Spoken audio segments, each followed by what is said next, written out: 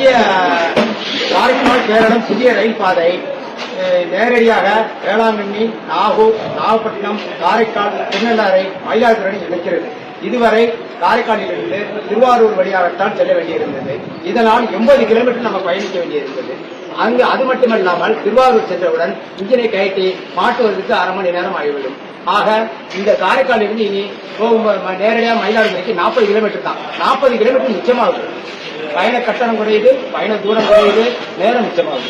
இதனால அது மட்டும் இல்லாம வேளாங்கண்ணிக்கு பல ஆயிரக்கணக்கான பக்தர்கள் வராங்க தென்னிந்தியா முழுவதும். ஆனா ரயில் வசதி கிடையாது. ஏன்னு கேட்டாக்கா நாகப்பட்டினம் வந்தோடனே இன்ஜினை கட்ட மாட்டோம், திருவாரூர் போனோம்னா இன்ஜினை கட்ட மாட்டோம். அதுக்காக ரயில் அதை ஒண்ணுமே செய்யல. தினசரி ரயில் ஒன்னேதான் வேளாங்கண்ணிக்கும் திருச்சிக்கு ஓடுது. அதுவும் பெட்டிகள் மிக குறைவு. வேற எந்த ஒரு இதுவும் கிடையாது. டெய்லி ட்ரெயின் அது ஒண்ணுதான் ஓடுது.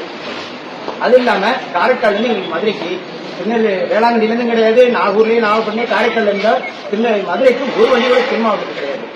அது மதுரைக்கு ஒரு வண்டி வேணும். அதே மாதிரி இரவு நேரம் பெங்களூர் வண்டி திருநள்ளாறு வேணும்.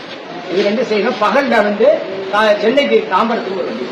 இது 3 வந்துச்சுனாக்கா வேளாங்கண்ணியில் எடுத்தானாக்கா நாகப்பட்டினம் வழியா நாகூர், காரைக்கால், திருநள்ளாறு போயிடும். ரொம்ப மிக எளிதாக எல்லாமே ஒன்னா சேருது. எல்லாத்தையும் இணைக்குது.